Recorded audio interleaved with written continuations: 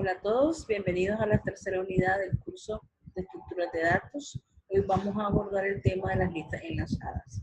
Dentro del contenido tenemos lo que es la memoria dinámica, los operadores y funciones de memoria dinámica, las listas, las operaciones básicas con listas y las listas circulares. Vamos a comenzar hablando sobre la memoria dinámica. Una de las aplicaciones más interesantes y potentes de la memoria dinámica y los punteros son las estructuras dinámicas de datos. Estas están disponibles en C y tienen una importante limitación, que no pueden cambiar de tamaño durante la ejecución del programa. Un ejemplo clásico de esto son los arreglos, los cuales cuando los declaramos están compuestos por un determinado número de elementos. Si en la fase de diseño se decide cambiar el tamaño antes de que el programa ejecutable sea creado. En muchas ocasiones se necesitan estructuras que puedan cambiar de tamaño durante la ejecución del programa. Por supuesto, podemos hacer arreglos dinámicos, pero una vez creado, también su tamaño será fijo. Y para hacer que crezcan o disminuya de tamaño, tenemos que reconstruirlos desde el principio.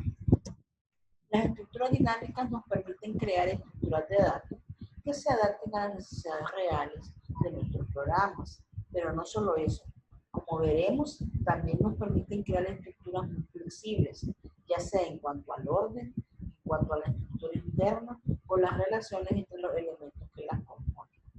Las estructuras de datos están compuestas de otras pequeñas estructuras a las que llamaremos nodos o elementos que agrupan los datos con los que trabajará nuestro programa y además uno o más punteros autorreferenciales, es decir, punteros a objetos del mismo tipo nodo.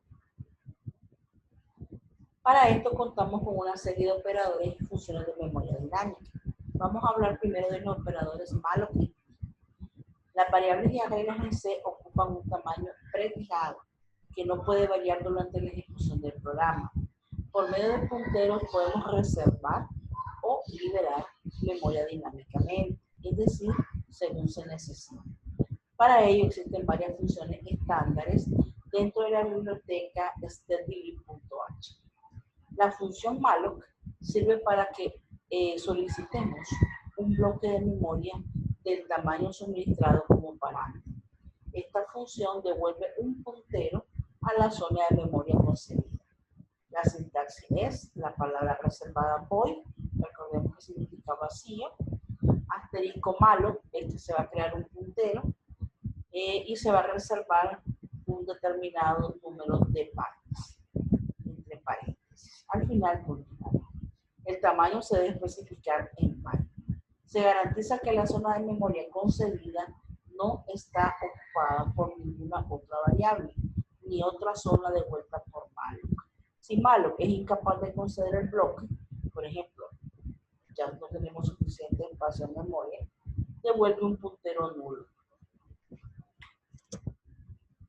El problema de malloc es conocer cuántos bytes se quieren reservar. Si se quiere reservar una zona para 10 enteros, habrá que multiplicar el tamaño de un entero. El tamaño en bytes de un elemento tipo T se obtiene con la expresión size of y entre paréntesis T. El tamaño de un char siempre es 1. Aquí la variable T, estamos hablando de el tamaño, ¿verdad? Del arreglo, de lo que queremos más o menos calcularle el tamaño. Size of, eso es lo que hace, calcular el tamaño del objeto.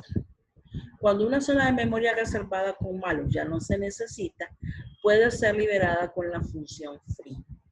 Su sintaxis es void free, entre paréntesis void asterisco ptr y cerramos paréntesis. Ptr es un puntero de cualquier tipo que apunta a una área reservada de memoria previamente con malloc. Si ptr apunta a una zona de memoria indebida, los efectos pueden ser desastrosos. Igual que si liberamos 2 veces memoria de la misma zona. Nota, los operadores new y delete son propios de C++. En C se usan las funciones malloc y free para reservar y liberar memoria dinámica. Y para liberar un puntero nulo con free suele tener consecuencias desastrosas.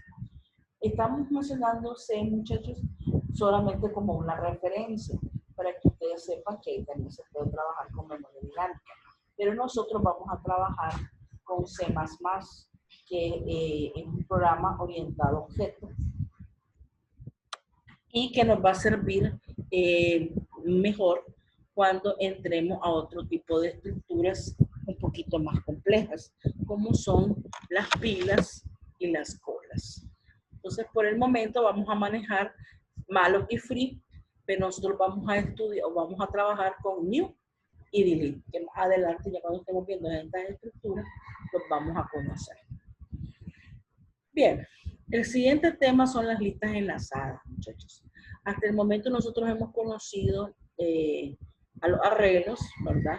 Que es un tipo de datos muy especial, ya que puede guardar o almacenar varios valores del mismo tipo en una misma variable. La diferencia con una lista enlazada, que también se puede representar con arreglos y con estructuras, es que es una colección o secuencia de elementos que están dispuestos uno detrás de otro, en lo que cada elemento se conecta al siguiente a través de un enlace o un puntero. La idea básica consiste en construir una lista cuyos elementos, que los vamos a llamar nodos, se componen de dos partes o de dos campos. La primera parte o el primer campo es el que contiene la información y por siguiente es un valor de tipo genérico. Este valor puede ser entero, char, doble, float, dependiendo de qué vayamos a guardar en él. Y la segunda parte o el segundo campo es un puntero, que normalmente se le llama enlace o siguiente, que es el que va a apuntar al siguiente elemento de la lista. Ahí ustedes pueden ver en la grafiquita con una representación de la lista enlazada simple. Los cuadritos son los nodos que estarían divididos en dos. Una parte es el dato y otra parte es el puntero. La representación gráfica más extendida es aquella que utiliza una caja o un rectángulo con dos secciones en su interior. En la primera sección se escribe el elemento o el valor del dato y en la segunda el enlace o el puntero mediante una flecha que sale de la caja y apunta al nodo siguiente. Esta es la forma en que los nodos se organizan, de modo que cada uno apunte al siguiente y el último no apunta a nada, es decir, el puntero del nodo siguiente vale nulo. Una lista enlazada, los elementos se representan por flechas para facilitar la comprensión de la conexión entre dos nodos. Ello indica que el enlace tiene una dirección en memoria del siguiente nodo. Los enlaces también sitúan los nodos en una secuencia. Aquí tenemos cómo se declararían las listas en lenguaje C.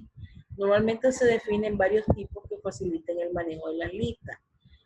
Tenemos una con estructuras definidas como estructuras, definidas por el usuario. La IDEF se llama nodo, abre llavecita y contiene dos elementos, que es lo que habíamos mencionado. En este caso va a almacenar valores enteros. Entonces declaramos a dato de tipo entero y el otro es un puntero llamado siguiente. Ahí finaliza. Se va a llamar tipo nodo, la estructura, y luego definimos dos variables, ¿verdad? Tipo nodo es el tipo para declarar los nodos. Pnodo es el tipo para declarar punteros al nodo y lista es el tipo para declarar las listas. Como puede verse, un puntero a un nodo y la lista son la misma cosa.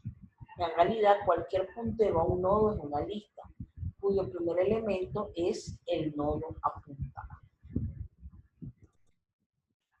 Una lista enlazada consta de un conjunto de nodos. Un nodo consta de un campo dato y un puntero. El primer nodo, llamémoslo frente, ¿verdad? Es el nodo apuntado por cabeza. La lista encadena nodos juntos desde el frente hasta el final de la lista. El final se identifica como el nodo cuyo campo puntero tiene el valor null. ¿Cómo sé yo que ya llegué al final de la lista? Si el puntero siguiente apunta a null o a 0, ¿verdad? La lista se recorre desde el primero al último nodo. En cualquier punto del recorrido, la posición actual se referencia por el puntero PTR actual. En el caso en que la lista no contenga ningún nodo, o sea, que esté vacía, el puntero cabeza es nulo. ¿Qué operaciones podemos realizar con las listas? Tenemos un conjunto de básicos, tenemos añadir, que es lo mismo que insertar elementos, buscar o localizar elementos, borrar elementos y moverse a través de una lista. Cada una de estas operaciones tendrá varios casos especiales. Por ejemplo, no será lo mismo insertar un nodo en una lista vacía o al principio de una lista o al final o en una posición intermedia. Vamos a hacer varios procedimientos en los videos complementarios para insertar un elemento, para localizar un elemento y para eliminarlo. Aquí tenemos un ejemplo donde se muestran todos los valores de los nodos de una lista. Aquí tenemos nuestra declaración, ¿verdad? Que ya la conocemos, mi estructura nodo con el dato de tipo entero, estructura nodo que apunta al siguiente, tipo nodo, aquí mis dos variables. Y este segmentito, muchachos, es que nos interesa. Para recorrer la lista utilizamos un ciclo, un while. Dice, mientras índice sea diferente de null, ¿qué hace? Imprime el valor al que está apuntando índice, a dato, imprime dato, ¿verdad? Y luego índice hace que apunte al siguiente elemento de la lista. De esta forma se va recorriendo el ciclo, el buclecito, hasta que imprime todos los datos. Recuerden que el último apunta a null. Entonces, cuando él llegue a null, cuando índice llegue a null, ahí va a detenerse y a terminar. Supongamos que solo queremos mostrar los valores que encontremos, uno que sea mayor que 100. Podemos sustituir el bloque anterior por el siguiente, ¿verdad?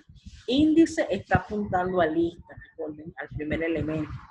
Dice, mientras índice sea diferente de null, o sea, mientras no haya llegado yo al final, y mientras índice de datos, aquí me estoy refiriendo, recuerden que los nodos tienen dos partes, de la parte del dato y la parte del apuntador. Dato es en la parte de el valor que estoy almacenando en él.